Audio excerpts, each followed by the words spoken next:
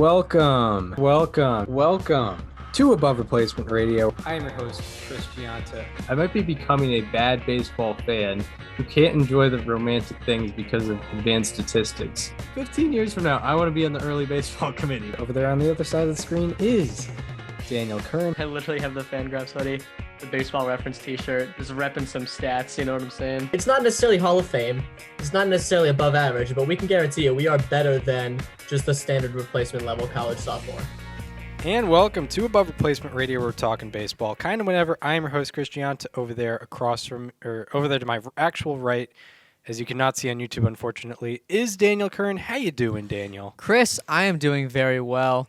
It's been a couple of weeks. We've had a lot happen. Both of us are in finals season now in school, so we haven't had a whole lot of time to ourselves. But we finally found a couple of hours here to talk some baseball because a couple, 2 or 3 things happened in the time that we've been gone, like the entire winter meetings. Yeah, like a couple 1-2 year deals. Slow moving off season, as we've gotten used to over the past few years. Yep. Maybe Judge will sign around spring training. Who knows? Mm-hmm. No, we're kidding. We were gonna record last week, but our bodies did not cooperate. Things happen. You get sick. But yeah, now we have a lot more to talk about. I think every big name free agent except maybe Dansby Swanson has signed so far. That's if we're looking at the remaining free agents, it's kind of a big drop off after him. We have a couple hours here, so we're gonna try to emphasize the teams that did the most in this episode, and then what we don't get to in this episode, we'll get into next episode. But the teams like the Yankees, Giants, Phillies, Padres, Rangers, and Mets are teams we want to get into. Maybe a little bit Red Sox if we have the time. Yeah. Because not only did they sign some people, but they also lost their biggest piece. But there's definitely some teams to emphasize after these winter meetings. First off, what's our reaction to? I think the biggest reaction, and even just looking at MLB trade rumors and seeing how much they underestimated the years for every single deal, for all of them. What did we think about just the amount of years these guys were getting? It's absurd. It's people. I think we saw at least 3, maybe 4 deals that are going to bring players into their 40s. Yep. That's always been known as a big no-no. You don't do that. Yep. I think everyone, people have Pujols fever, where they're like, you look at what happened there. We're going to make sure that never happens again. I think at least, you'd assume at least one of those contracts is going to end up in a similar style, but who knows? People are clearly desperate to spend, and I think it's cool. I genuinely think it's cool that people are investing in winning products, because the last few years have taught us that it's abundantly clear that throwing money at everything that moves can win. Yeah, absolutely. The Astros this past offseason had a payroll near $200 million. Braves. The Phillies did as well. Yeah, Phillies did. Braves have a upper tier payroll. Dodgers 2020 obviously highest payroll in baseball. Up until this year. Their final 2022 payroll, the Astros, was, why isn't Fangraphs loading? $179 million. That's upper tier. Yeah. Not top of the league, but it's upper tier. Yeah, for sure. So yeah, it makes makes sense that teams are willing to throw money. But yeah, what we haven't seen since the Albert Pujols, Miguel Cabrera, and Prince Fielder deals has been these deals that go into guys' 40s. Mm-hmm. I think also it's a reminder that I think the shortstop class stands out in this offseason with Correa, Bogaerts, Turner, Swanson. And we haven't seen such a group of great shortstops that can do it offensively and defensively all in a free agent market since last offseason. Well, I think that's the case. Seager, Story, I guess Baez. Yeah. Correa still. Yeah. Simeon. But I guess like, I think this class is a little better than last offseason. Last year was hyped up as the year of the shortstop a little bit more. But yeah, there's a lot of young, good shortstops in today's game. However, like, I think it's also a reminder, like, we don't really see great shortstops like in their late 30s, so it should be interesting to see how these things go down. Yes. I also imagine that these teams are like very willing to sacrifice those late years as opposed to how they were, last year, a couple of years ago, where like it's like, okay, I want to have a great 2023, 2024, 2025. I'm willing to have a bad 2033 to do that. I'm guessing that's what their mindset is. Oh, it has to be. Yeah, I mean, I don't think AJ Preller's in there looking at Xander Bogaerts' 2034 projections being like, yeah, let's do it. Yeah. I think 24 is beyond when the deal goes, but you get my point. Right. Exactly. So, it should be interesting how we look at it because, like the last time, like these the Pujols deal ended after last year. The Fielder deal ended after 2020. So it's funny that like those were seen as disaster contracts. They just ended, but now we're starting to kind of give them back out. Very interesting. But yeah, we'll get into each some of the teams now. Yankees made their mark. Even though their biggest move was just a re-sign. It's big not to lose that guy. Aaron Judge is back with the Yankees. Yeah, he is. Chris, you have a very hot take listed, so I want to hear it. Oh yeah. So I think what was being posed with Aaron Judge is like, go to San Francisco. That's an attractive option. They have a lot of money to spend. He's from California. The Giants are his hometown team, which is, I think, the most attractive part of that option. Yeah, that's the most attractive part of the option. I think Aaron Judge was very attractive to the Giants because they needed outfield power, they needed outfield defense, they needed just a very good position player for years to come. But they also and they also had a lot of financial flexibility, as shown. They just signed a guy to $350 million. However, I think the hometown option for Aaron Judge was really the only attractive option for him. It clearly was, given the reports that came out. But yeah. But looking at the Giants as a franchise, like Aaron Judge probably looked at it, and you see, like I'm pretty sure they don't have any financial commitments beyond 2024. They're coming off an 81 year. I think their 107 win season was a bit of a fluke. And looking at the contributors of the 2021 season, like Lamont Wade Jr., like Brandon Crawford, Brandon Belt, among others, like how much of that do you expect to be productive in even this year or 2024?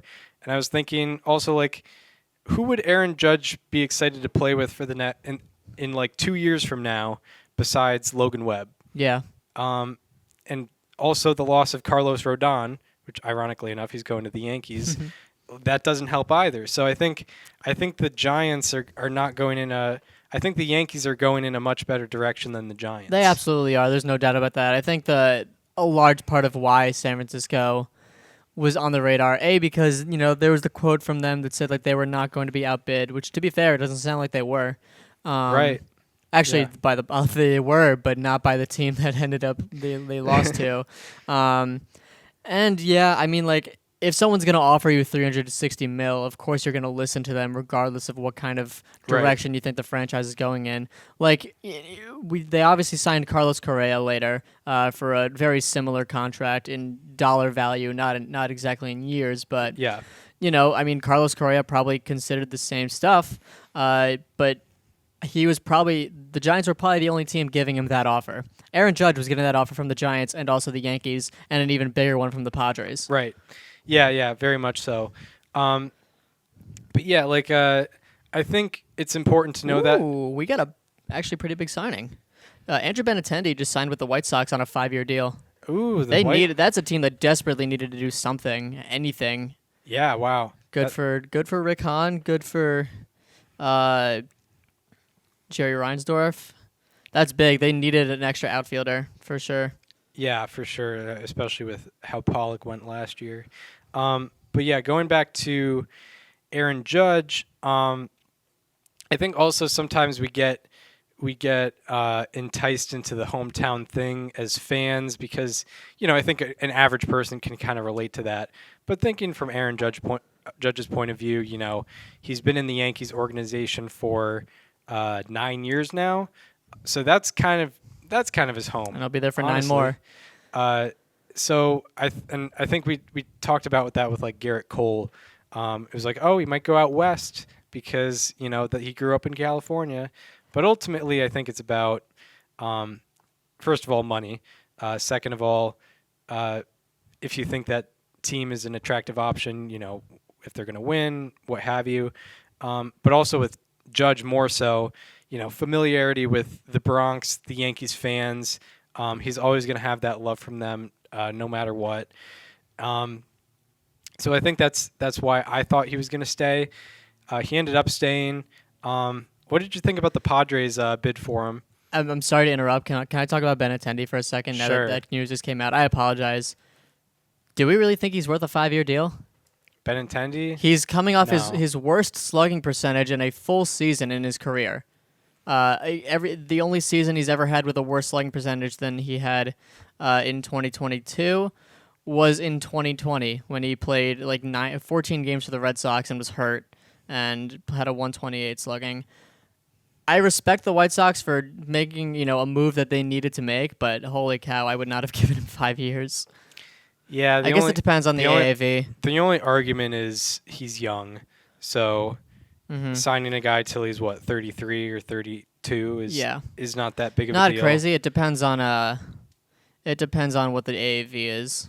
Yeah, because it could be like 15 mil a year, and I'm not going Right. to go crazy over that. Yeah, if he gets $100 million, Honestly, that's probably what it is.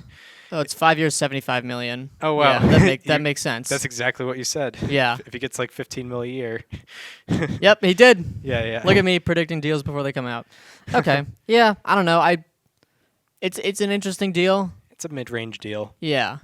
I don't know. I still am not sure, but I guess 15 mil a year is an appropriate price. Right. It's not gonna kill him. Yeah. Um, But you know what? Good for them. It's a move they needed to make. You know what's funny? Yohan Moncada and Andrew Benintendi are on the same team.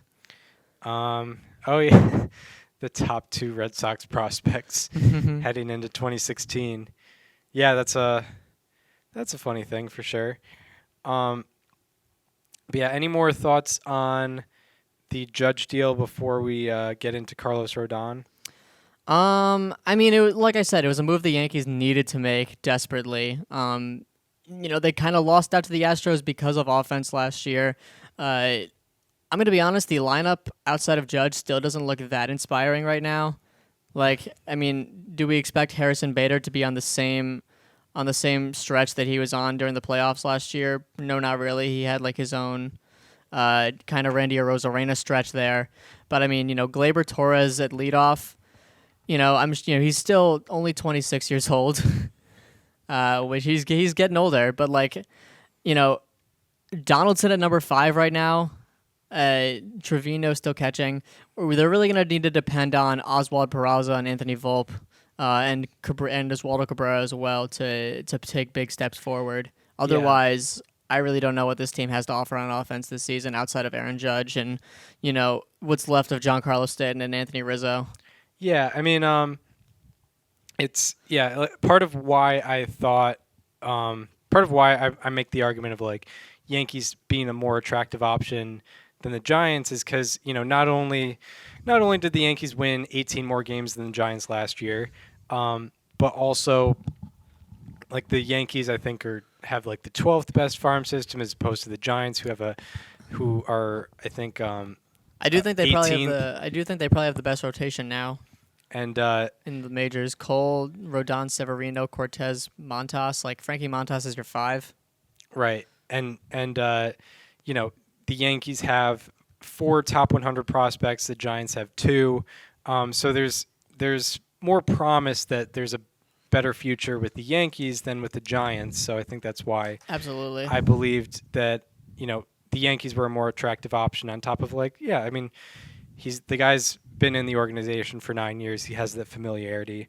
And, something I was going to ask you about the Padres offer. What did you think about that and Judge not taking it?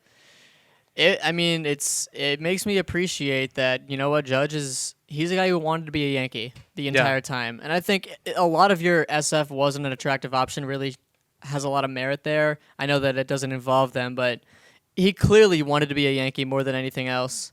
Yeah. I think it makes sense. He was drafted in 2013. Started his major league career in 2016, and has been praised by the Yankees fan base since at least 2017 for sure. Mm-hmm. Good deal by the Yankees. They're paying him $40 million a year, which is the most given out to a position player. I think highest AAV for a position player. I'm thinking that makes sense. Yeah, I believe it. Coming off an 11-win season in terms of FWAR. He's going to be in Yankee Stadium on opening day. That's pretty cool. What is that? Giants Yankees play on opening day. Oh yeah. Yeah, and that's why a lot of people were excited about. Oh, we didn't even talk about the most famous part of the Aaron Judge negotiations. Arson Judge. I still want to know where he's going. Apparently, he was heading to the Giants. We never really confirmed that. Yeah, Passan and Rosenthal weren't really in on it, so yeah, I didn't trust it too much. But yeah, John Heyman, the great. I saw the tweet after it was deleted. But yeah.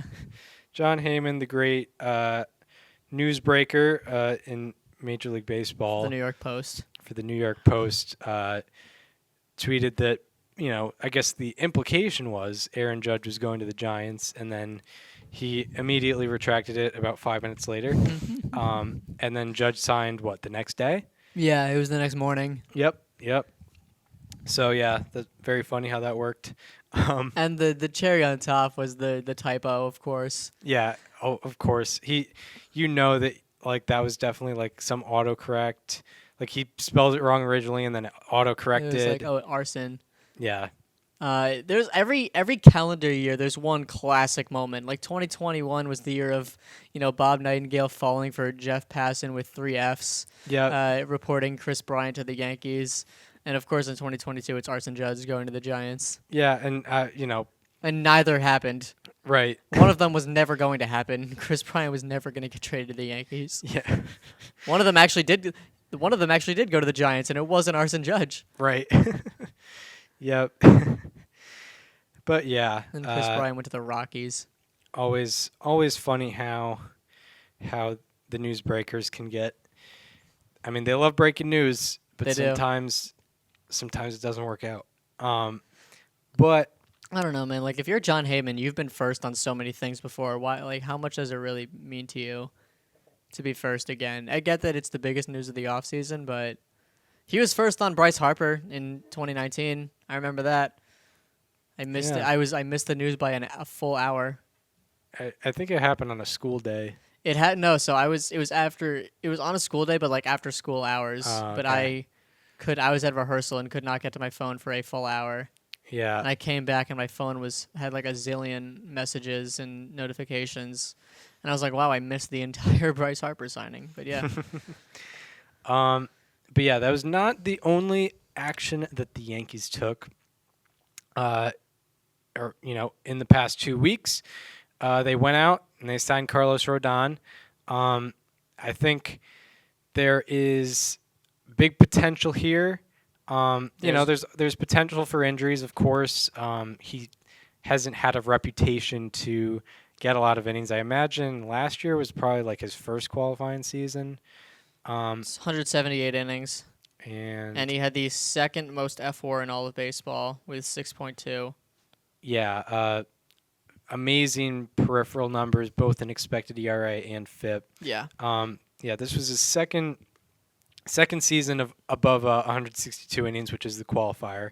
But yeah, Led the majors in FIP. Led all qualifiers in FIP. That's big. um, And only for 6/162. That's impressive.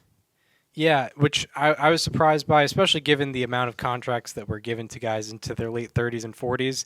Rodon is going to be signed through age 35 only. That's a beautiful contract for the Yankees. Yeah. And I put in my notes, my opinion, of course, potential to be the best signing of the offseason. Value-wise, I would 100% agree with that. Yeah, like maybe he's not going to... Like maybe Aaron Judge and Carlos Correa and Trey Turner will all put up better numbers, but if we're talking value, yeah, that's the one right there. Because I mean, he was, as you mentioned, second in all of baseball in F4 among pitchers. And first in FIP. First in FIP among the entirety of Major League Baseball, first in strikeouts per nine in the entirety of Major League Baseball. He's been top 6 in Cy Young each of the past 2 years. I almost this might be an aggressive take, but I almost compare him to Garrett Cole leading up to the Yankees contract because there are some parallels. It's not identical, obviously. However, it's two high draft picks who both, kind of were not. I think Cole showed more early on. However, they both weren't living up to their complete potential at first. Then they had 2 very, very good years leading up to free agency.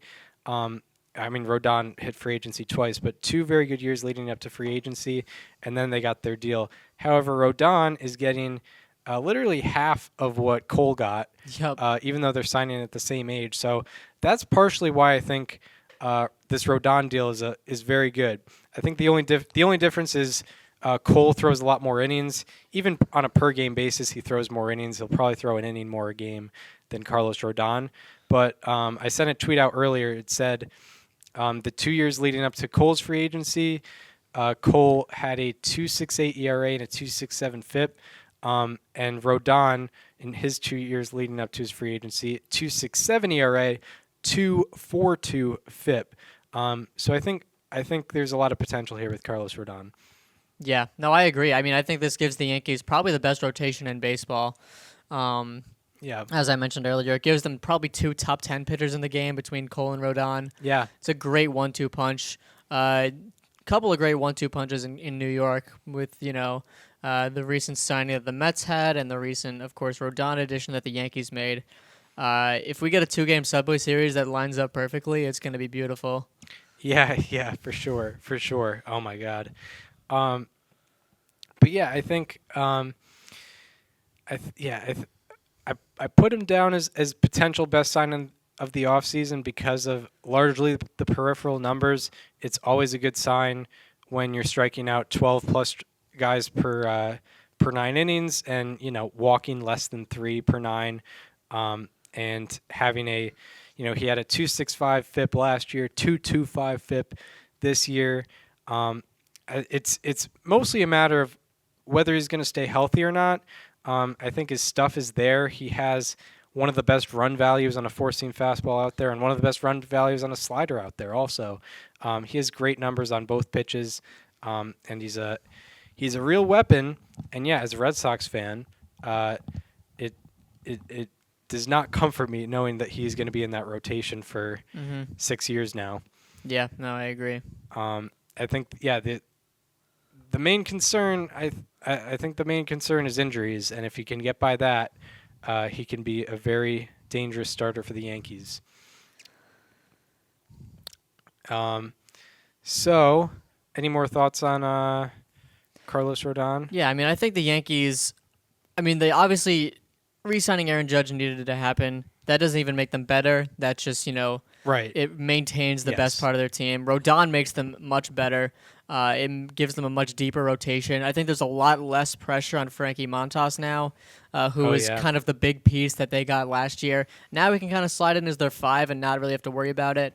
So I think Frankie Montas will be better just on that merit alone. I think the Yankees could use another position player or two. I don't really know who's left out there. Maybe like Trey Mancini or something. That's probably the best bat left on the market outside of Dansby Right. Swanson that, I mean, that's not realistic for the Yankees.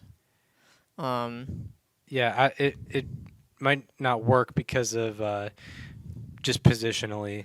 Yeah. But I mean, another outfielder, Benintendi just got taken off. They weren't going to get Gallo. Yeah, Just 'cause surprisingly. It's not going to work. But you know how that is. Yeah. Gallo just signed a 1-year deal with the Twins. He doesn't have a no-trade clause, but I feel like he's automatically has a no-trade clause to the Yankees. Like, it's mutual. And it's not even a personal thing. It's like, dude, yeah. this fan base ruined your life. Yep. We don't want you just Right. for that reason alone. It's like Even if you can make us better. we're looking out for you here. Yeah. Really, is We what we're doing. We're just making a nice gesture.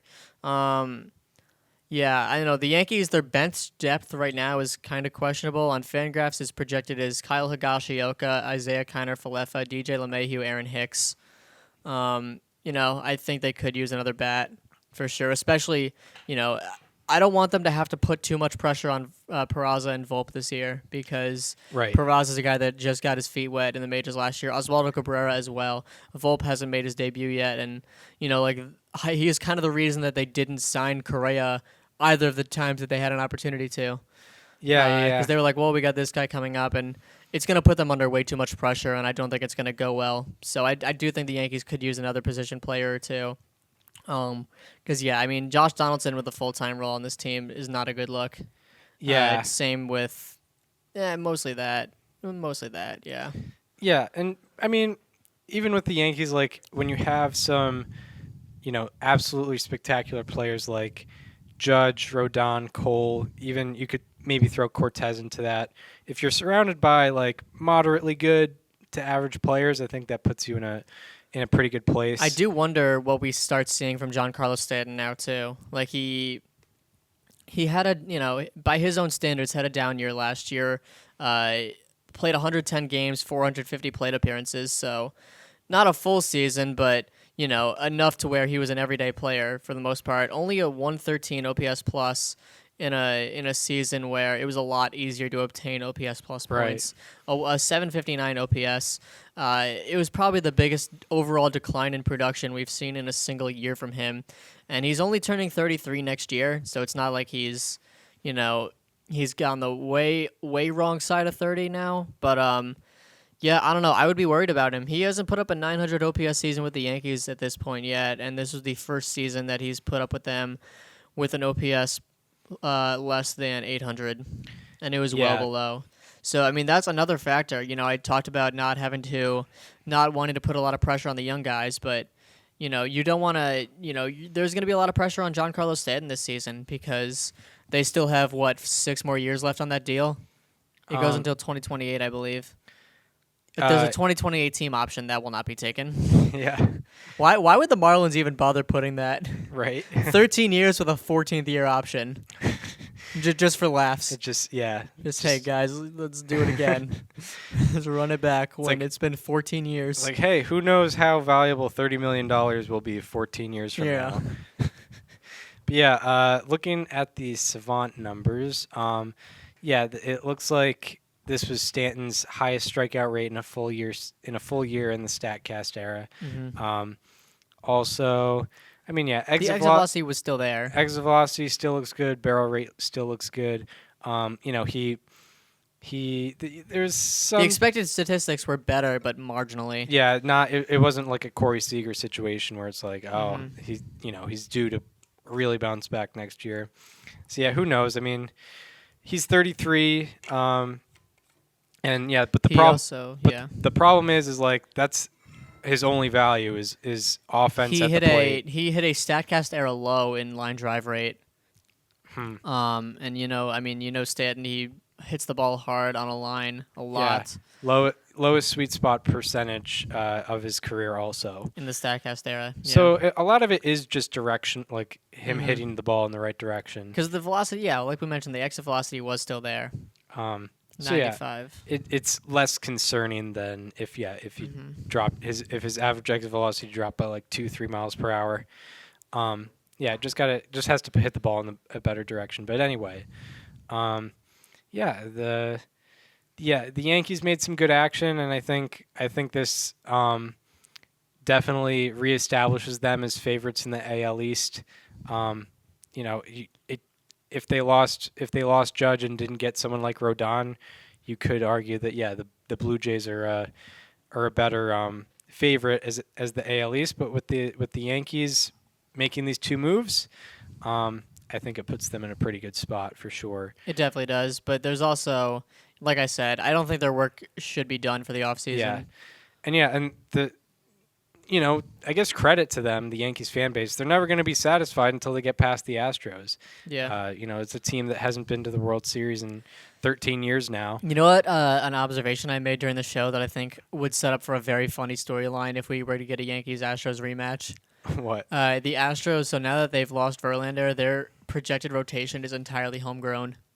It's Framber Valdez, Christian Javier, Lance McCullers Jr., Jose Urquidy, Luis Garcia. Wow. And then plus Hunter Brown might get more time this year. Nice. Yeah, that's fun. That'd be very funny if the Yankees buy up this big rotation where, they sign Cole, they sign Rodon, they trade for Montas.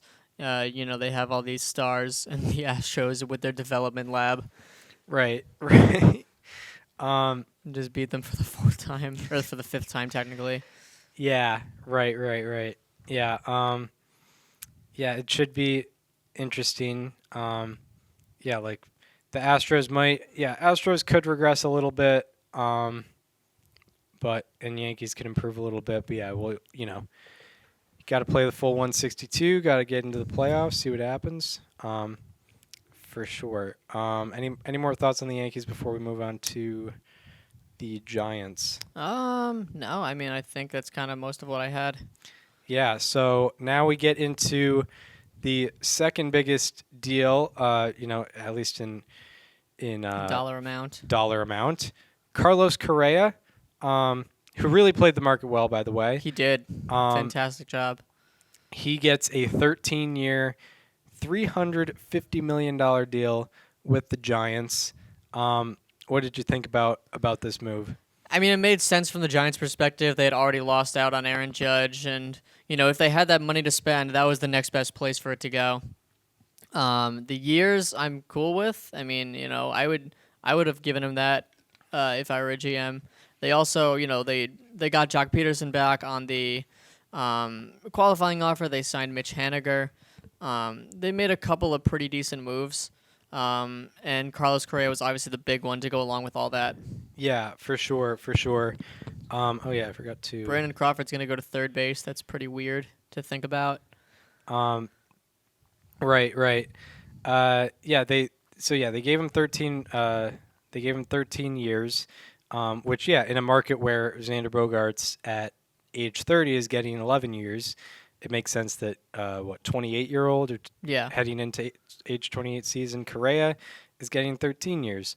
I think with Correa, I think the attractive option with him is we may not have already seen the best of Carlos Correa, which I think is why he's seen as so valuable. Because when I look at him, over the past 2 years, he's outside the top 10 in position player FWAR, and that's even been with some injuries too. Yeah, but he's outside the top 10 in position player FWAR over the last 2 years, which were full seasons. However, he has the tools. He can hit the ball hard. He has range. He has a spectacular arm at the shortstop position. So I think that's where a lot of his value comes from. I think what's attractive about him is he's been good, but we could see even better. I think there's potential there, and that's what kind of makes him attractive is it's not like signing him because of what he has done. It's signing him for what he could do, because he is only heading into his age 28 season. Yeah, I mean, this one also takes him into his 40s. Carlos Correa has been someone who's openly had a sabermetric profile, right. in his own interest. Mm-hmm. He was, on, I think it was TBS, It was either I think it was TBS last year talking about like weighted runs created plus and ballpark adjusted statistics and everything. And the Giants, I mean, like we saw in 2021 how analytically advanced they were to build that team. So I knew that there was going to be a match based on, hey, how much do you care about stuff like this? And I think the Giants definitely present that very well. We talked about them having a lab in 2021. And then, kind of reality of age hit them in the face in 2022. Yeah. And it is what it is. I still, I think with the way they develop, I think there's very good reason to believe within the next 5-6 years this team can be competing. Right. And that's why I think I know we did talk about their direction, but I really do think that maybe not in 2023-24, but when we start looking a couple years into the future, I think this team could be legit. Right. And I think also it adds to the point of like this move probably works better for the Giants than say an Aaron Judge move or a Xander Bogaerts move, because those guys are both 30 right now, and they're probably not showing as much value when the Giants probably will be good. Because the Giants, they could be good next year, but realistically, like, they're probably not going to win the NL West again. No. But say maybe, they have some regrouping, some internal development going on, and maybe 2026 rolls around and they're set to win the NL West, and they have Correa, who's probably going to be 31 at the time and still in his prime, whereas like if they had Bogaerts or Judge, that guy's 33 or 34 and maybe not at their best point.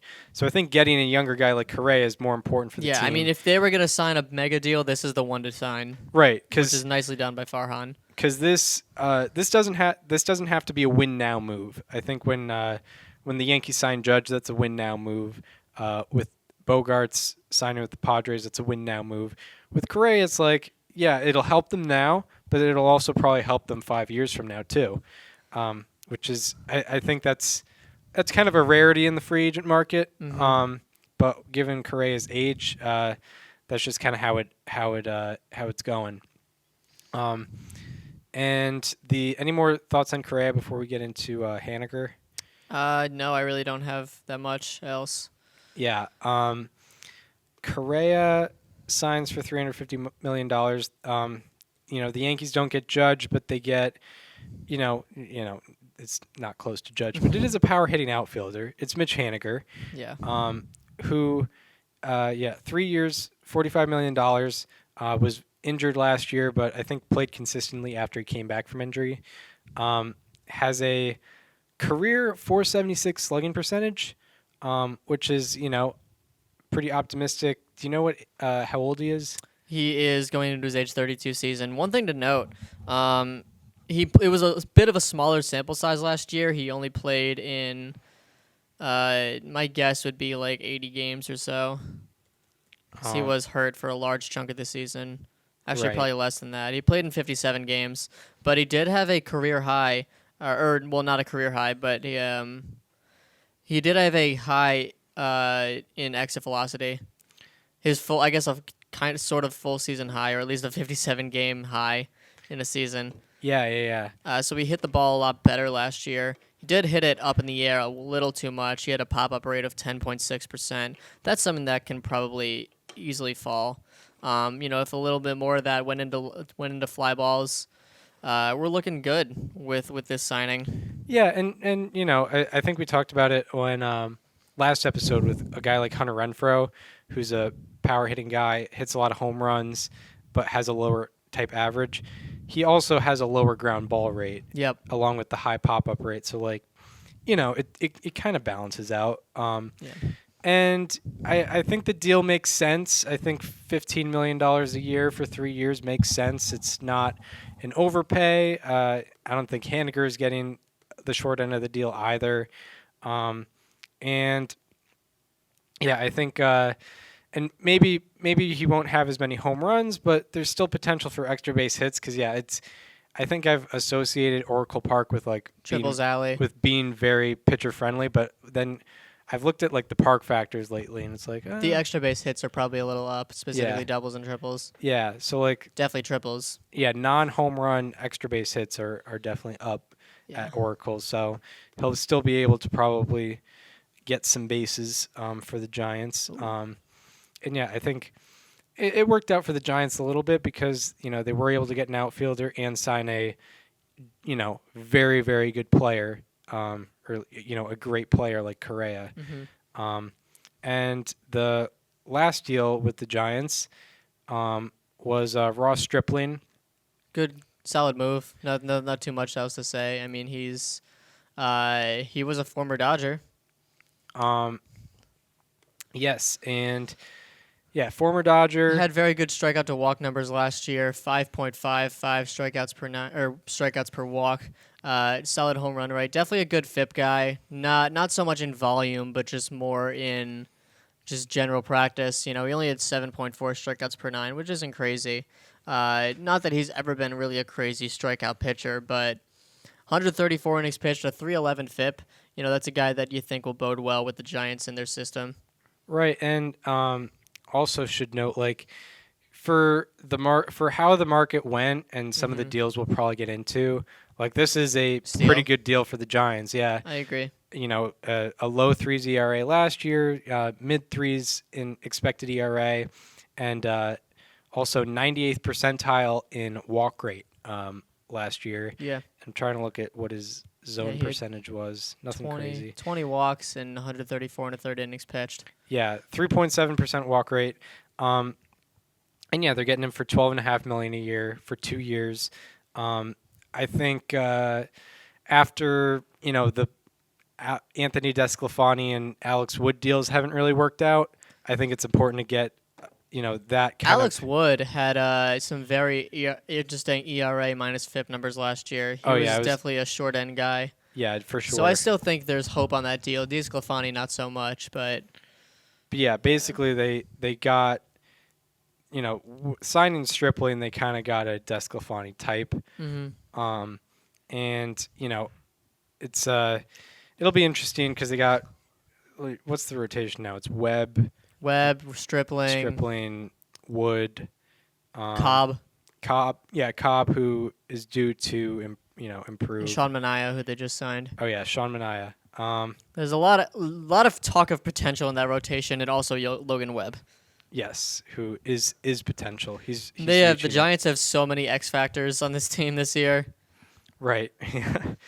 Yeah, I don't know. I mean, in terms of the entire rotation is an X factor. Because Cobb, we know that the potential's there. We know that he was excellent with ground balls last year, but he had some tough luck. Manaea struggled in his season with the Padres, but, we've known the pitcher that he can be. Ross Stripling, we saw what he was with the Blue Jays last year. Is that something he can continue, or was it a one-year thing? Alex Wood, same thing. Very much better FIP numbers than his ERA showed last year. I think the Giants' defense is really the biggest X factor in all this.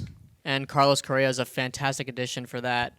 Yeah, absolutely. Yeah, and a lot of the defensive troubles last year started with Crawford. He went from a Gold Glover to a pretty big negative impact, and I think probably a lot of that can be credited to injuries. But he's not getting any younger, and if that's a problem, then it's possible that you move him over to second base or something, and you're better off that way. So yeah, Correa is definitely a step in the right direction defensively, and that was definitely between that and the older guys kind of regressing. Those were the biggest difference makers between 107 wins and 81 wins, which was 2021 to 2022. Absolutely. But yeah, in terms of where do you see, obviously this isn't a season's prediction episode, but where do you see the Giants faring in 2022 or 2023? I just came up with a very interesting take in my mind, and I kind of want to save it for March. Okay. Yeah. I've seen media people I think it's the easy thing to do. It gets clicks, but seeing the Correa deal and being hey, the Giants might be closing the gap on the Dodgers. But I think the Padres almost already have. Yeah, you could argue. But I think, the Giants-Dodgers rivalry, it gets mixed in. And yeah, I think the Giants, they could be a wild card team next year. But I think, I think they have to have some more internal development and Yeah. get some things going in the next When was the couple last years. time they really? I guess Logan Webb, but like, when was the last time they really developed a bat? Because Joey Bart has not worked out yet. They have Marco Luciano in the farm coming up soon. Yeah, but you never know with that. That is the thing, is you really never know with that. Who are their top prospects? Heliot Ramos is a guy. Yeah. Luis Matos, who is a center fielder that's in A-ball, so we will not be seeing him this year.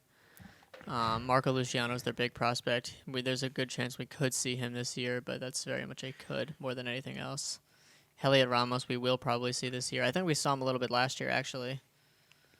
But yeah, Did Heliot that is Ramos a good play point. last Like year? they haven't really developed a bat. Yeah, they're going to need to start doing that soon. Yeah. Okay. Heliot Ramos did play in 2022. He played 22 games and had a -13 weighted runs created plus. That's all right. Whoops. I'm not going to start freaking out over that. Right. Oh, he played. Sorry, he played 9 games. Aha. Age 22. Age 9 22. games. 22 plate appearances. Yeah. Yeah, I'm not going to start freaking out over that.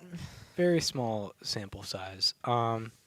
Do we want to move on to the Philadelphia Phillies? I would love to. They signed Trea Turner.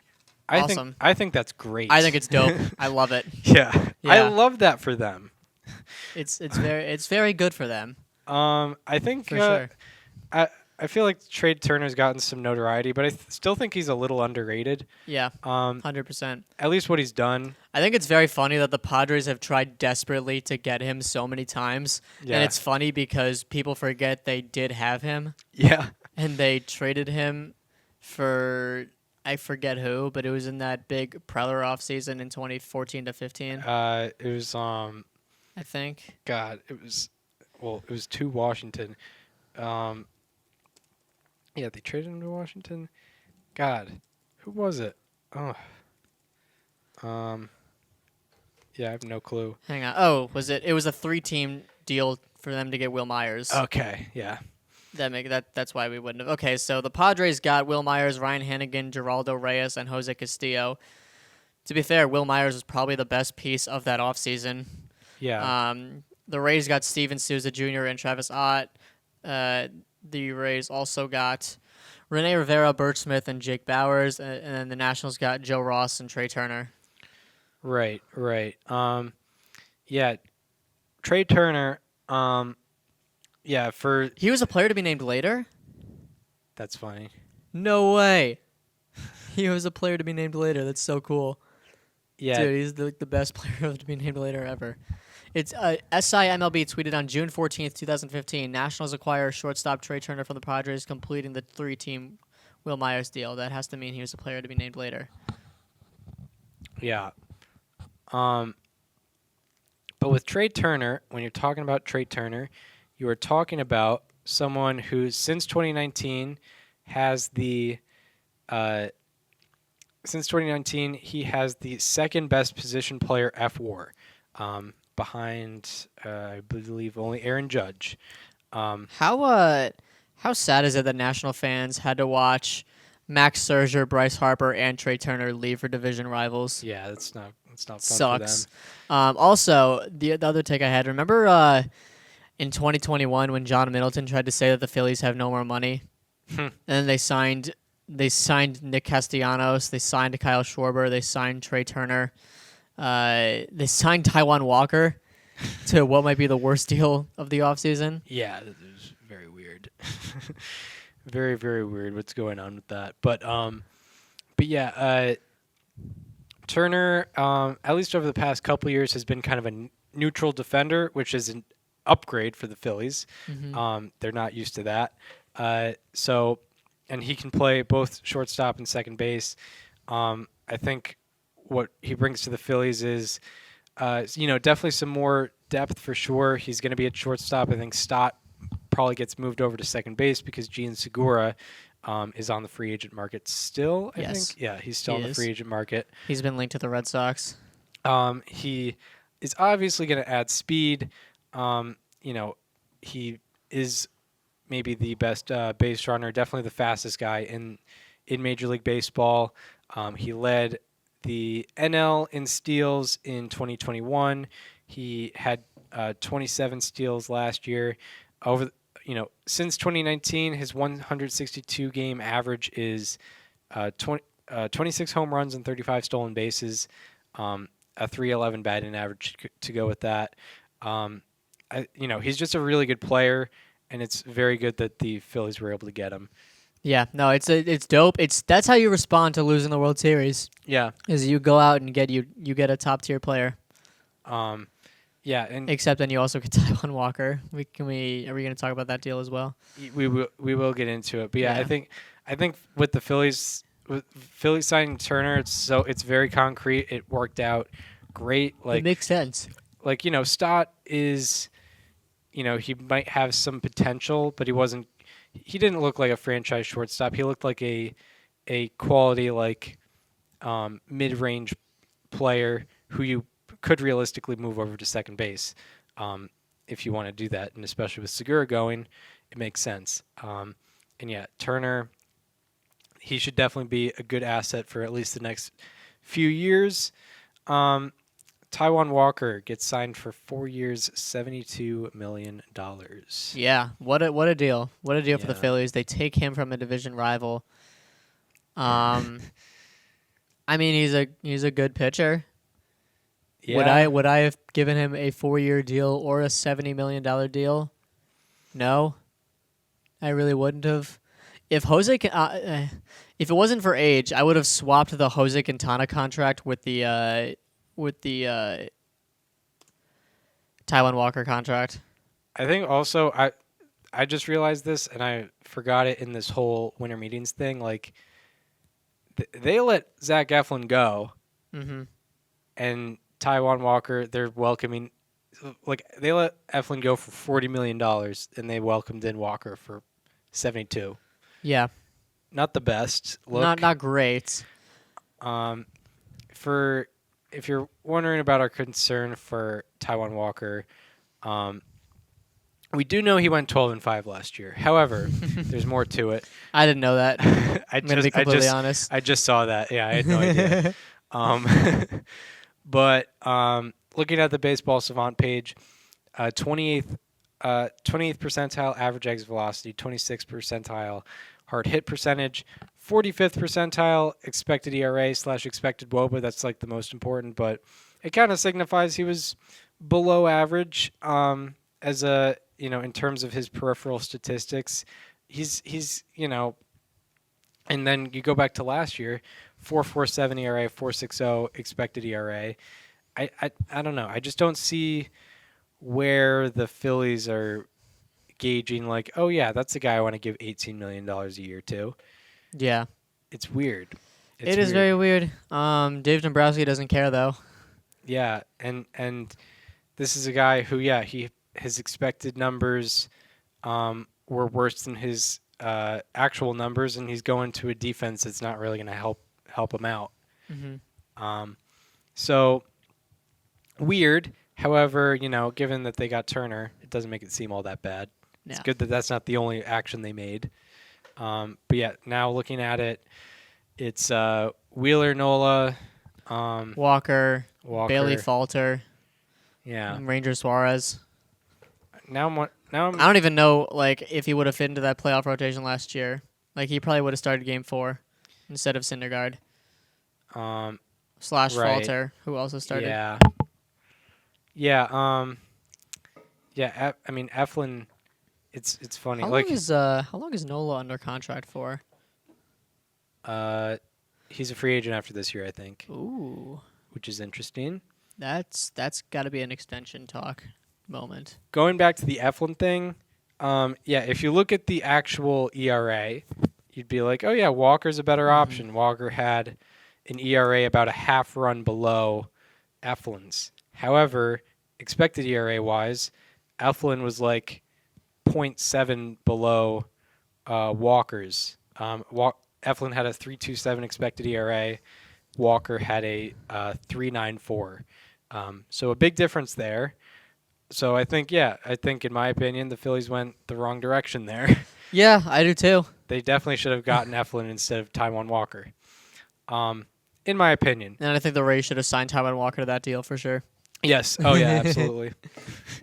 But, yeah, who knows? We could be wrong in the end. However, I don't think I will be. Yeah. Anything more on the Phillies? No. I mean, I think it's dope that they're going out and getting pieces. I'd rather overpay for Walker than not do anything at all, for being honest. Right. Because this is a team that has the financial flexibility, whether they want to admit it or not. True. Where they can suffer one bad $18 million contract for 4 years. I mean, that's not the worst contract to have to suffer through. So, yeah, it is what it is. And I guess you're more willing to throw out the $18 million a year when like your 4 and 5 options are what Bailey Falter and whoever else. It's a pretty top heavy rotation. It's been like that, and especially if you're thinking you're going to be a World Series contender, you want to have that depth for sure. Yes, you do. For sure.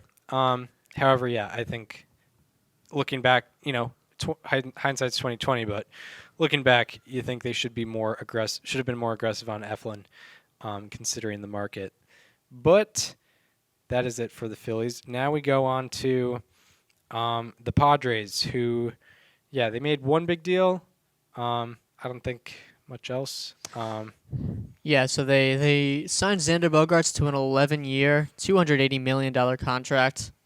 Xander Bogaerts is a great player.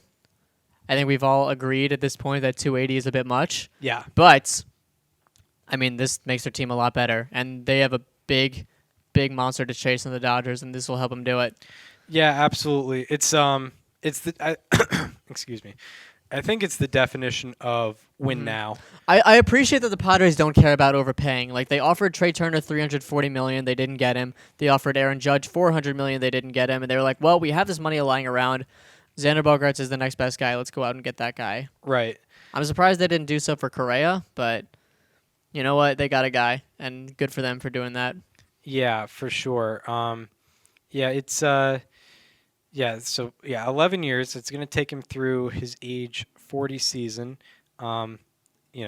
Which we're not something we haven't been getting used to over the past few years of watching signings. But yeah, I wrote down a lot of notes for this one because I think it also hits close to us because we're both Red Sox fans. Yeah. And we've both been watching him in a Red Sox uniform since we were in middle school.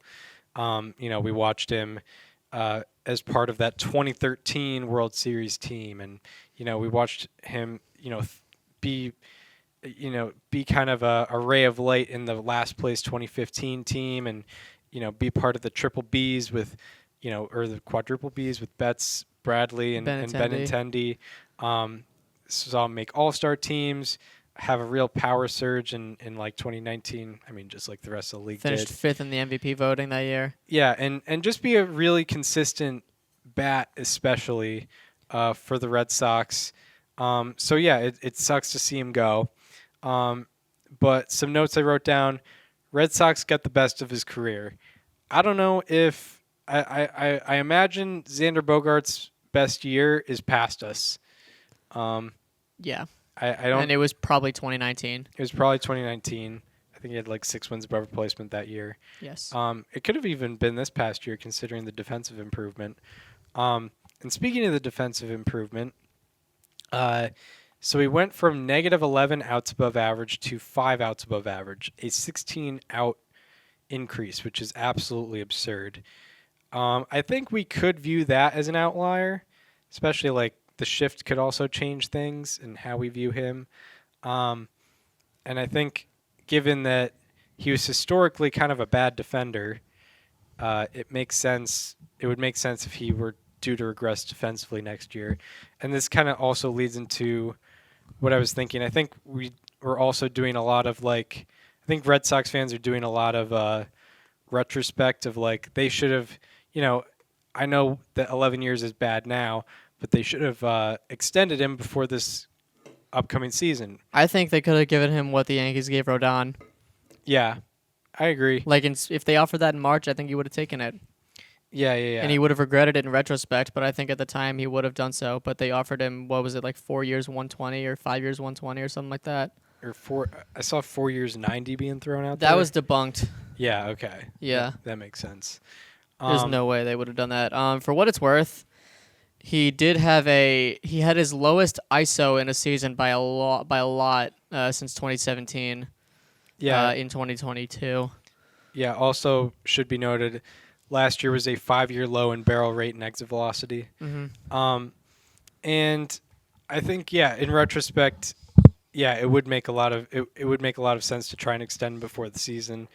However, like if you looked pre 2022, compare like Story to Bogaerts, Bogaerts was a better bat. However, Story had much better defense and much better base running. So it kind of made sense of like, oh yeah, you could plug Story in if these extension talks with Bogaerts don't go well. However, looking now, Story didn't live up to his potential this year. Bogaerts probably outdid his potential this year. Yeah, it looks pretty bad, but I think we're doing a lot of hindsight there. Mm-hmm. And what else do I have? I said potential to be biggest signing bust of the offseason. Wow. I mean, that's crazy, but it's also interesting. And I don't think that for this upcoming year. I think that more for years like 5 through 11. Yeah. Because he's not. I was to say I worry about the power decline from 2022, and I know that the whole league kind of went through a power decline, but there were plenty of individuals that didn't. Yeah, and he dropped in power. I think the shift ban could affect his defense negatively. He also had a 360 BABIP, which is very high and doesn't seem sustainable. Yeah, and he actually his career BABIP is around 330. I think he finds spots pretty well. It's not like he's really fast, and that's why he has a high BABIP, but he is able to find spots in the weak spots in the defense. However, also the shift ban might affect his offense negatively in a weird way. Mm-hmm. I feel like we just see him hit. We've seen him go against the shift plenty of times. And I think I tweeted out a stat at some point. By the way, I have some Red Sox news. They just DFA'd Eric Hosmer. Oh, that's fine. Yeah. You know what was very funny? I don't know if you saw this, but Baseball Reference put out their 2022 Wrapped, where it was like the most viewed player pages in like every state and a bunch of other metrics. And they did one where it was the top viewed pages on a certain day in 2022. And number one was Albert Pujols the day after he hit his 700th home run, naturally, because everyone wanted to see that. Number 2 was Eric Hosmer on the day of the trade deadline. Oh my God! Because he was being thrown around in 18 different trade rumors. He was going to the Nationals, and then he was staying with the Padres, and then he went to the Red Sox, and then he was getting DFA'd, and it was so funny. Yeah. Right, but I think going back to Bogaerts and me thinking he could potentially be the biggest signing bust of the offseason. He's coming off a really good year, like a 6 wins above replacement season. By the way, his WOBA against the shift this year was 32 points higher than it was without the shift. Right. Which he was only shifted 10% of the time, so it's not a huge sample size. But yeah. But yeah, like with Bogaerts, I think he had a 6-win season last year. That's really good. A dramatic defensive improvement, and very good BABIP numbers. He got a little lucky, so I think he's due to regress. He also had his best base running numbers in 5 years, so I feel like part of it was it's a contract year. Mm-hmm. I'm gonna do really well in these aspects of the game, improve this aspect of the game. But I don't know. I think a lot of things stuck out last year that didn't stick out in previous years, and I don't know. I think he's due to regress. I don't know how hard, but I think he's due to regress. I don't think he's going to do as good next year as he did this past year, and I think especially given his defensive history, I don't know how long he's going to be playing the shortstop position, especially with the shift ban. Or who knows? Maybe last year wasn't an outlier with his defense. Yeah. Last note I put with Xander Bogaerts: are the Padres planning for a chip to fall? whether it's Tatis, Soto, or Machado. Oh, I mean, Machado's 100% opting out of his deal next year. Right. You really think he's gonna? I mean, he's making what, $30 million a year right now. He's coming off an MVP finalist season this year. He could very well do the same next year.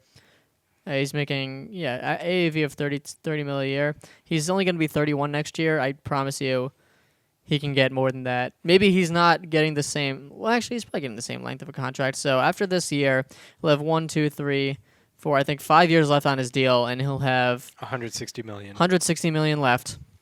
He can get more than 160. Yeah. If he puts up another year like that. To make comparison to an MVP finalist heading into their age 32 season and into free agency, that's exactly what Marcus Semien did last year, and he got 7 years. And that wasn't even in the crazy market that was this year. He could have gotten like 9 years in this market. But yeah. He wants to go into his 40s too.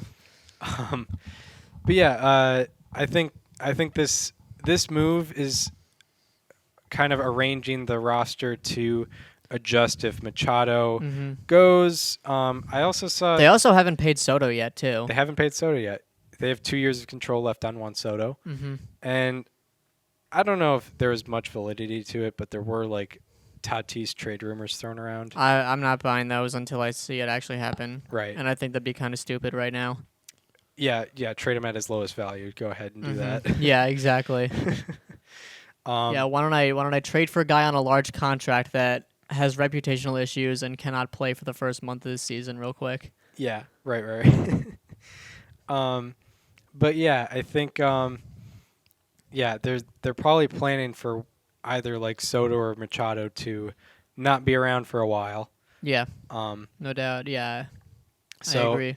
And they could move. Long term, they could move Bogaerts to third or second. Given Tatis is going to come back and he's a better defensive shortstop than Bogaerts, you would argue. And however, they might throw him in the outfield too.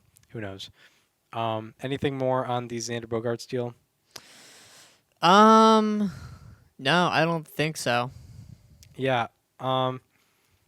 It sucks. It sucks with the Red Sox. Yeah. We could probably get into them a little later. I could see us doing that. Not right now, though. Not right now. We need to talk about the thing that happened right after we signed off last time. Yes. This happened 2 weeks ago. I don't know if you guys remember, but Jacob deGrom got signed by the Texas Rangers for 5 years, $185 million. I think it's very funny that, granted, deGrom is much better right now performance-wise, but Clayton Kershaw at the same age got 1 year, $20 million. Jacob deGrom got 5 years of an average annual value of $37 million. Yeah. When he has not been healthy since 2020, basically. Kershaw also has more innings in the last 2 years. Not that Kershaw is a health machine, but he has. I think health machine. He also, the health. I saw a video of some MLB The Show content creator that did a series of simulating people's contracts through basically playing MLB The Show. But the way that the game, the game just gameplay is, it's so different to where every hitter swings at the first pitch in the zone and whatnot. And they were simming Jacob deGrom's contract, and it was year one, 241 innings. With a 1.95 ERA and 300 something strikeouts. Right. And I was like, oh yes, deGrom will throw 240 innings this year, more than Sandy Alcantara threw last year. Yeah. And then in year 5, it was 194 innings. Right. I was like, please, if we get that one season, that's a miracle.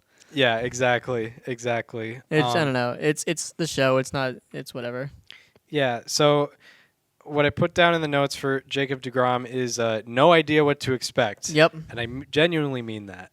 I hope we get the fun guy. I mean, I don't know. Is it do we think we'll ever see the dominant deGrom that we've seen in 2021 and parts of 22 for a full season?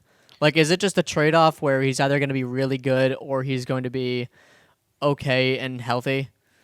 I think there's only, I don't know. I think because 2021 even was a different level from 2018 and 19 when he won Cy Young and was healthy. But yeah, Because looking, career retrospect, deGrom, 2017 through 2019, he threw 200 innings in all of them.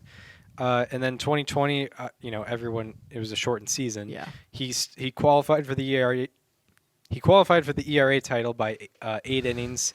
2021 was so funny. And then 2021. Bro, he had 3.9 hits per 9. 2021. 40 hits in 92 innings pitched. Yeah, 3.9 hits per 9, and his BABIP was still above 200. It's not like he. It was 213. Yeah, so it's not like he was getting crazy. Still very good, but yeah. He also had a 42% strikeout rate minus walk rate. Yeah, that's nuts. But yeah, and then 2021 happens. He's having a unbelievable historic year. Would have been maybe the greatest pitching season of all time if it went longer. Mm-hmm. But only makes 15 starts, only gets 92 innings. And then 2022, he starts the year on the IL for the first 4 months. However, the rest. I love how he had the exact same strikeouts per 9 and walks per 9. Yes, he did. And then the final 4 months of the year. Home runs, however. Final 2 months of the year, Yeah. including the postseason. He makes every single scheduled start. 64 innings, 3.08 ERA, 2.13 FIP, 14.3 strikeouts. Probably a per better 9. xFIP too, because he had 1.3 home runs per 9. Yeah, better xFIP than Let me FIP. see. What was that xFIP looking like for Jacob deGrom? I would guess below 2. I would guess 1.99. Yeah. 1.53. Yeah. Holy cow, I was way off. Yeah, he had a home run to fly ball ratio of 17%. That makes sense.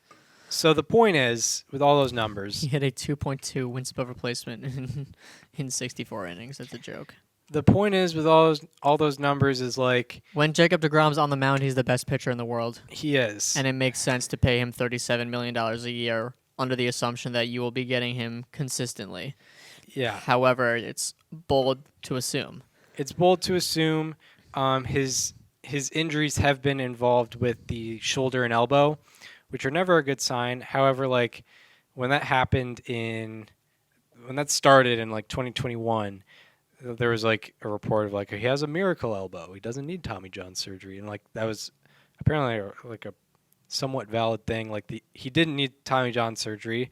I think part of the alarming thing is he's a 180-pound guy, and he averaged 98.9 on his fastball last year. Usually, that doesn't. Usually, there's injuries happen with that. It's great that he can throw that hard, and you're not encouraged to lower your intensity when you're throwing because it's just going to take away from your performance. Yep. However, injuries will happen that way. Like Walker Buehler, for example, he's under 200 pounds and he had a 97 mile per hour fastball. Now he needs Tommy John surgery. A lot of smaller guys throwing that hard, and even bigger guys throwing that hard, are just going to have. And deGrom's velocity has injuries. gone to another level in the last 2 seasons. His average fastball velocity is over 100 miles an hour. Yeah, and it's funny to think about, Jacob deGrom, 2015 All-Star game when he struck out the side on 10 pitches, and it was dang, this guy He's is throwing dominant. 95 miles an hour. And he averages over 3 miles per hour more on his fastball now. Yeah. Look at his average. Crazy. If you look at his savant chart for his average pitch velocity on his fastball, it's gone up every single year since 2016. Yeah, and Starting in 2016. He might have reached a breaking point of his body just can't handle doing that. Yeah. Yeah, right. Your body's not meant to do stuff like that. Yeah, because Makes sense. 2018 and 2019, both years he won the Cy Young and threw 200 plus innings.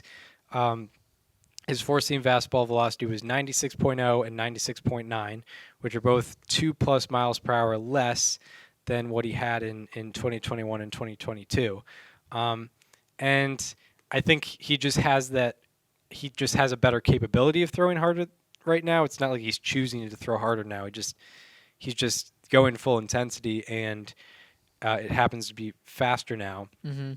But yeah, the body his body probably can't handle it as much. So yeah, it'll be interesting to see. Like, I don't know, will he get a career-altering surgery at some point? It's still unbeknownst. He still has never had a Tommy John surgery before. So there's a lot of questions. It's very. I don't think I've ever seen a chart like this before, but deGrom had a 28th percentile average exit velocity in 2022 and 91st percentile hard hit rate. I don't think I've ever seen a discrepancy like that. It just means that anytime there was a hard hit ball against him, it was like 105 miles an hour. That's That weird. seems not right. Almost. Yeah, I mean, given the things. numbers, it makes sense. He had a 31.8% hard hit rate and 89.3% exit velocity. Like, I'd believe that those would produce those percentile numbers. Yeah, It just is weird. it is weird. And then the second and final note I put on the Jacob deGrom signing. So, he was signed through his age 39 season. And some might say, age 39, that's kind of crazy to sign a guy to that. But it's not really that crazy considering, who some of the best pitchers in the game are now. Mm-hmm. Still, Scherzer and Verlander are some of the best pitchers out there. And they keep doing it. They keep doing great. Justin Verlander even had a Tommy John surgery, and he's still great. He still just won a Cy Young. I have a fear about the Rangers model right now. I hate to interrupt your point because this is a little different, but I have a very big fear that the Rangers are going to be used for a narrative that spending doesn't win.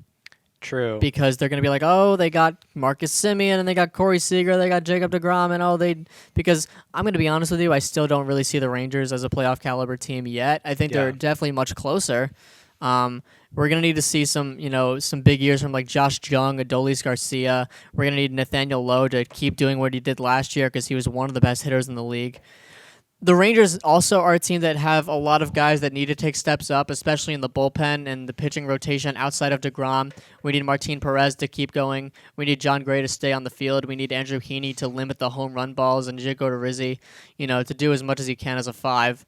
I think on paper this team is sleeper at best, but that means it's a long way up. Right. Sleeper is a compliment, but that means you need to outperform a lot of people's expectations. And I fear that if they don't, due to some pretty clear, just natural top-heavy stuff with how this team is built, they're going to be used as a narrative for why spending doesn't work, even though there are several examples as to why it does. Yeah, right. Especially small market teams. They're going to be like, oh, well, look at the Rangers. They tried it and it didn't work, so why should we ever spend on this two-year, $20 million contract? Yeah, I mean, it would be, yeah. I mean, but it's a very retractable argument if someone were to make that, because it's like, yeah, if you take a 60-win team and add 3 great players, you're still not in a great spot because you were a 60-win team. So yeah, the Rangers obviously still have a lot of work to do. deGrom, yeah, I mean, but yeah, it's a 5-year contract. If he's still good in year 5, I'm not crazy surprised considering I'm what not Verlander either. just did. And I think there's been an article about deGrom saying it was maybe a Jeff Passan article or something saying that he wants to pitch till age 45. He's doing things to try and extend his career. So we'll see how that works out. But considering the level that Scherzer and Verlander are at, I don't think it's crazy to expect deGrom to still do well in the later years of that contract. So who knows? It's just a matter of how much he's on that mound. Yep. So the Mets lost him, but they still had a very good offseason or winter meetings. They got Justin Verlander. They did. That's how you respond. Yeah. ARR alum Sarah Langs had a lot of notes about this. She talked about how the Mets are going to be, I think, technically the second team in baseball history to have multiple 3-time Cy Young Award winners on the same team. Wow. It was them and the 2021 Dodgers with Scherzer and Kershaw. And then I think it was the 1986 White Sox had Tom Seaver and someone else, but they were never on the roster at the same time. I want to say it was Steve Carlton. Yeah, probably Carlton. Yeah. Yeah, the 1986 White Sox. Yeah, they had Tom Seaver and Steve Carlton, but they were never on the roster at the same time, so it doesn't really count. Right. Yeah, 41-year-old Tom Seaver and 41-year-old Steve Carlton. And Yeah. also future Hall of Famer Hale Baines, of course, leading the team with a 2.9 wins over replacement, like he does. Yes. Tony La Russa managed that team, and he got fired midseason. Yep.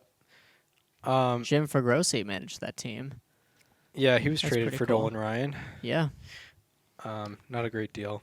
No. But yeah, the Mets, they signed Justin Verlander 2 years, $86 million, same around the same average annual value as Max Scherzer, at $43 million a year. I put in the notes he's probably going to get more innings in the next 2 years than deGrom would have. There's a very good chance of that. I agree.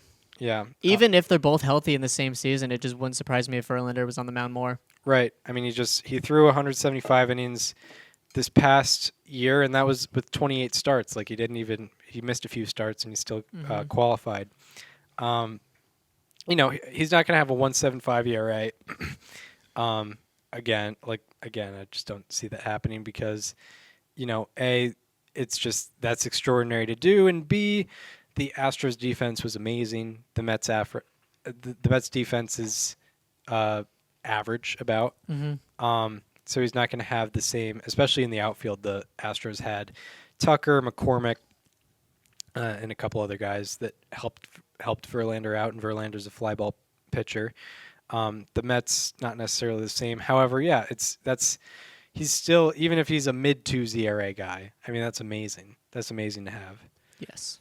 I think that's kind of a concrete deal that this should work. This should work pretty well. And after the Mets, I think we should sign off for today. That sounds good. I think that was the plan. Yeah. Because the Mets did a lot. They did. They also signed Brandon Nimmo. Brandon Nimmo. Very good OBP man. Very good run to first base on a walk guy. Leads the league in that. Yeah, very good being from Montana guy. Yes. He's from Wyoming. Oh yeah. Yeah. Cheyenne. Potato, Sorry to all our Wyoming and Montana listeners. I bet they hate each other. Yeah. I would not be surprised. They could be at Civil War and nobody would have any idea. Yeah. 4 people died. Half the population. Biggest massacre in the state's history. I sincerely apologize if anyone from Wyoming or Montana is listening. But they don't have internet out there. It's okay. But Nimmo got 8 years, $162 million, as a guy heading into his age 30 season. Age 30. He's signed through his age 37 season. What did you think about this one? It was definitely necessary for the Mets. They had a really tough situation going into this offseason where deGrom was up for free agency, Nimmo was up for free agency, Taijuan Walker was up for free agency, Chris Bassett. They were losing a lot of guys, and to have a good offseason, they just simply had to not get worse. Yes. It's a tough situation, but deGrom left, they replaced him with Verlander. Nimmo obviously re-signed, and that's huge. I'm just going to make this a whole Mets thing entirely, but they lost Taijuan Walker and Chris Bassett. They replaced them two with Jose Quintana and Kodai Senga, which is really encouraging. That's good. Yeah. The Mets won 101 games last year, obviously. I know they didn't win the East, so it's not looked at as successful a season, but regardless, it's big that they are able to not get worse given the situation that they had. Yeah, it is big. And, talk about perfect timing for Steve Cohen to be the owner. Because, if this is a Wilpon this team, we're looking at an 86-win team. Yeah, it's not great. Yeah. Nimmo and deGrom are gone, and Verlander's probably not going there, and maybe they get Quintana, but it just doesn't look great. But yeah, anyway, with Nimmo particularly, it's kind of weird because what I put down is the rate stats suggest he definitely deserved a contract like that. You talk about an outfielder with decent defense, with a 385 on base percentage, a 130 OPS plus. Like, generally speaking, a guy like that's going to get $20 million a year for a considerable amount of time. However, he's only played 100 games twice in his career. Last year just happened to be one of them. So I think with that, health has to be a factor. But I think based on average annual value, it's not a crazy reach. It's just the years for the most part. Yeah. But you know what? I mean, he's an OBP guy. I mean, that's something that can be sustainable, especially in the way that he does it. Right. Your walk rate doesn't inherently go down with age. You have the same eyes at age 28 that you do at age 40. Yeah. So that's good. However, I guess your average could go down. Your average could go down, and that is what it is. But that's a big part of the game that you can always contribute. Yeah. Which is encouraging for Brandon Nimmo. Right. And the Mets. Nimmo also had 6 outs above average in the outfield last year. That's pretty nice. I mean, he's coming off a really good year. His expected statistics kind of lined up. Always a great walk rate. I think has some, I think the team probably likes him. And I don't know. If he was gone, I think their long-term outfield situation doesn't look great. Because they also, in the middle of 2021, they traded Pete Crow Armstrong for Baez. But, outside of Nimmo, you got Marte, who's around for 3 years, Canna, who's around for this year. But, what else do you got? Yeah, so I agree. It's good that they're able to have Nimmo for a long time. It's just a matter of can he stay on the field? Kind of the obvious point. Not spitting any philosophy here with Brandon Nimmo. An interesting signing, Kodai Senga. Yeah. What'd you think? What have you been thinking about Kodai Senga? Well, I mean, he was probably at the beginning of the offseason the number one international import that the U.S. was getting. And I don't know why, but I just felt like he was going to the Mets the entire way through. Mm-hmm. I don't even remember who the other teams were that were in contention. I think it was the Cubs and something like that. Right. But I mean, you've mentioned he's had very solid numbers over there. His contract was, hang on a second, what was 5 years, 75, I think. Benintendi's deal. Yeah. I considering what I heard about him, I thought he was going to get more. He is not showing up on Fangraphs. You have to put a U in between the O and the D. I don't know. It's spelled differently on different websites. It is spelled differently. You're right. It's weird. So last year he had a 1.89 ERA in 148 innings pitched. I'm sure the game is very different over there, but I see 0.4 home runs per 9, and I think, wow, that's really good. But I also think hitters over there have a very different approach than they do in the U.S. Yeah. That's probably league average over there. Right. Maybe not league average, but it's it's not as. Yeah, I'm trying to see. Yeah, the league average in 2022 in the Japanese league, the league average home runs per 9 was 0.7. Yeah. The league average ERA was 3.16. So take 3.16. Yeah, so take that into account. However, Jesus. The league average strikeouts per 9 was 7.5. Yeah. And Senga his was 9.7. Senga was at a 9.7. Career-wise, he's at a 10.0. I think average walk rates with the guy. But that's really all we can evaluate is his Japanese statistics. There's no StatCast on him.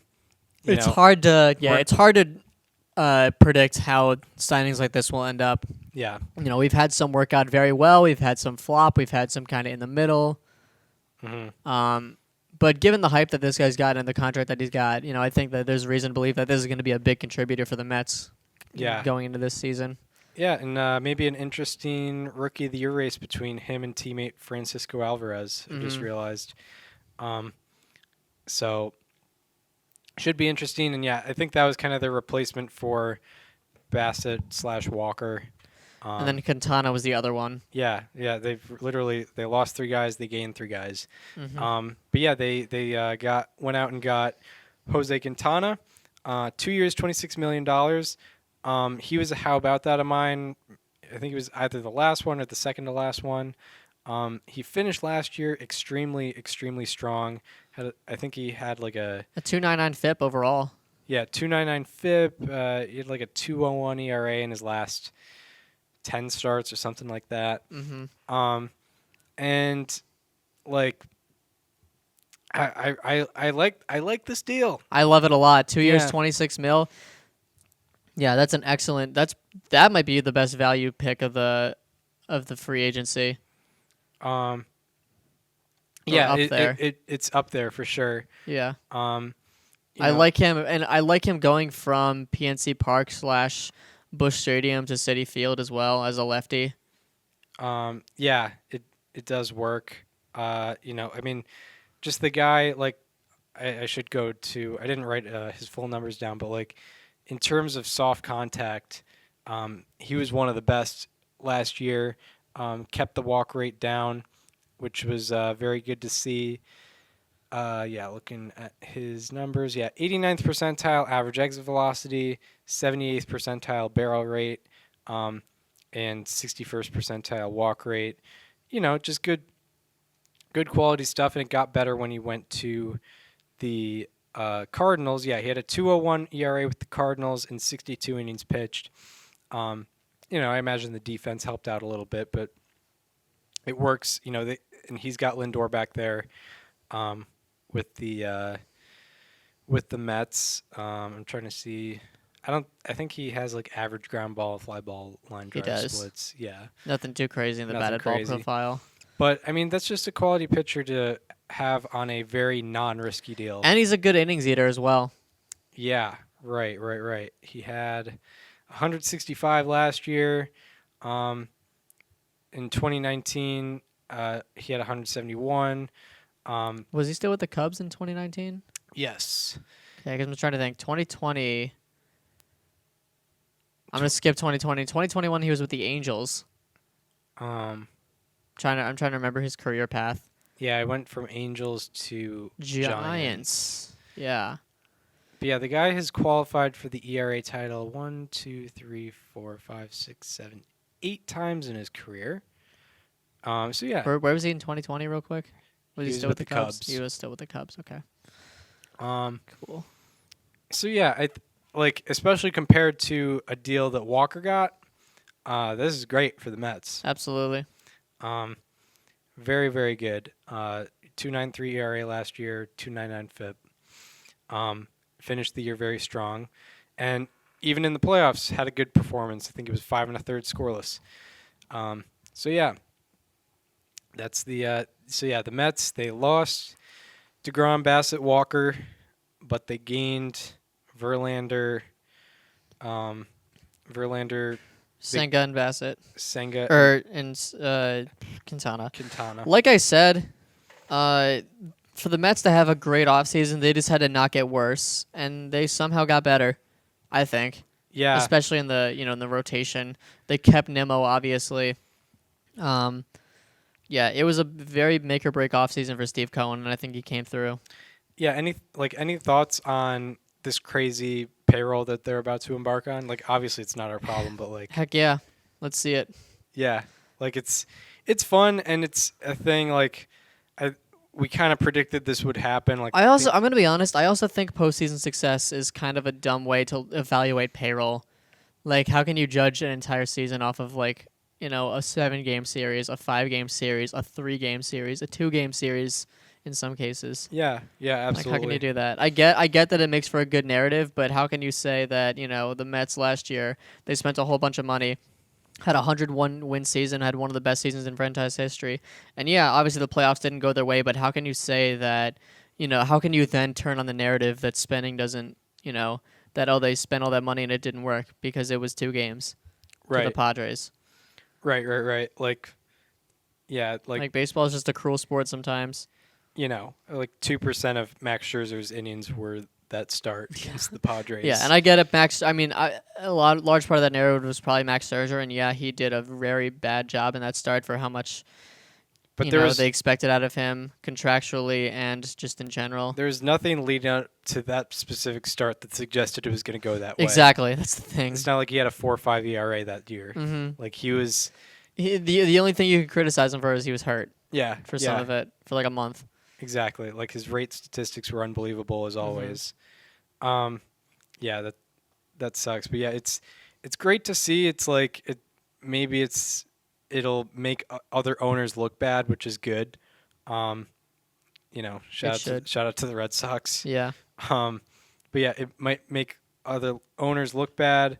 I think it's fun because I think the baseball world kind of predicted this or like wished this because he grew up a Mets fan. He happened to be a billionaire that bought the team, and he wants to see this team do well, and that's exactly what he's doing. Yeah. And yeah, I think it's fun. It'll be fun to have like a team that's not the Dodgers or Yankees have the highest payroll in baseball. So there's that. And yeah, I think there's just a lot of fun players to watch on the Mets. There absolutely is. Like Scherzer, Verlander, Lindor, even Nimmo, just some, and yeah, Francisco Alvarez coming up through the minors. Mm-hmm. Who we saw on the. We did see in Hartford, Connecticut. Who's their AA team again? The Binghamton Rumble Ponies. Yeah, because they used to be the Binghamton Mets. Yep. Then they changed it to a way better name. Yeah, I think every minor league team should do that. Yeah, like if. Yeah. Like the Worcester Red Sox need to change to something else. Yeah, like the. Yeah. Like the Worcester Wild Wings. I mean, I'm thinking about every minor league team I saw this summer, and it was like the Hartford Yard Goats, the Lehigh Valley Iron Pigs, the Toledo Mud Hens, the Binghamton Rumble Ponies, and then the Worcester Red Sox. Like, come on, you gotta. I get that it's 2 words, but you got to do better than that. Right. It's got to be like a password. Like there cannot be, or not like a username. Like there can't be another one of like it out there. Yeah. Right. Yeah. Yeah. We need that. Make it specific to Worcester. Like. Yeah. I don't know. You have to. The Worcesters. I'm not too familiar with. I'm not either. Worcester. I don't even think it has to be. I don't even think like what do yard goats have to do with Hartford? Nothing. Yeah, it doesn't have to have anything to do with the city. Yeah, just make it fun. Yeah. Put it up to a fan vote. That's what happened. That's what kind of happened. Let with like the a yard council goats. of 5-year-olds decide. Yeah. Yard goats are fun. Yeah. Yeah. Anything. It's like one of those things where it's like it's like create a minor league team name and it's like 26 options and it's like your first initial is the first letter and your last initial is the second letter. Yeah. It's like, oh, I landed on Yard Goats. Yeah, that's funny. Yeah. Anything more on the Mets? No, I think that's it, honestly. Yeah. Well, that should do it for this edition of Above Replacement Radio. We will get into some other teams and their actions in the next episode. But yeah, we're a little constrained here. We still have the Cardinals, the Red Sox, the Guardians, the Cubs to talk about. And then maybe a different team if none of those teams signed Dansby Swanson or the teams that we already mentioned. And also the Braves. And also the Braves. The Braves. Yeah, of course the Braves are going to be there. Come on. They made a trade. Yeah, they did the cheapest thing possible. They fleeced a team on a deal. So they fleeced the most pathetic team to fleece too. Yeah, true. It's like, come on, dude, really, you're picking on that team? Exactly. What are you trying to prove? Yeah, Dansby Swanson's only on the free agent market too because he rejected a 6-year, $18 million deal. Yeah, I admire any Brave that goes to the free agent market. It's like, wow, you really stood up for yourself here. Freddie Freeman and Dansby Swanson, and that's like the only ones we can cite. Yeah. I do want to talk about this now, though. It must suck to be William Contreras, seeing every one of your teammates getting extensions after like 2 months of being good. Yeah. And being like, oh, it's my turn soon. Like I was a starting all-star this year. Surely my turn's coming. Yeah. Oh, I'm going to a different team. I'm going to a different team that definitely will not spend on me. Yeah. I'm gonna have they're literally the one. They might be the one team that doesn't spend on a single free agent this year. They just signed Trevor May. No, I'm not talking about. William Contreras did not go to the A's. Oh, the Brewers. Yeah. Yeah. Yeah. Yeah. They have that's not true. spent on a single free agent this year. Right. They're in such a weird spot where they're competitive, but also they're not competitive. True. Like they got young pitching, but I wonder if Christian Yelich is really holding them back that much. right. Because, I mean, like what? Corbin Burns has 2 more years. Brandon Woodruff has 2 more years. Like, you got to start figuring out what you want to do with those guys soon. Like Yeah. now, actually. Not even soon, just now. Yeah, that's a big complex they got going on.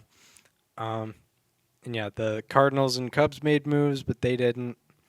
And they're coming off a disappointing year, so Yep. they'll figure it out. I think we should wrap up on that, though. Sounds good. So yeah, we will get into Cardinals, Cubs, Red Sox, Guardians, and maybe a little bit on the Braves also. As we do our next episode, but for episode 222, that is it. We hope you enjoyed this one. If you want to follow us on social media, follow me on Twitter at Chris_Gianta. Follow my Instagram. It's new. Yes. At do it. Chris Gianta. No underscore necessary, thankfully. Follow Daniel on both Twitter and Instagram at Daniel_Curran, and follow the show Instagram at Above Replacement Radio for all the show needs. We hope you enjoyed this one, and we hope to see you next time, where we will be talking all the other free agent deals and trades in Major League Baseball. We will see you then. This conversation is over.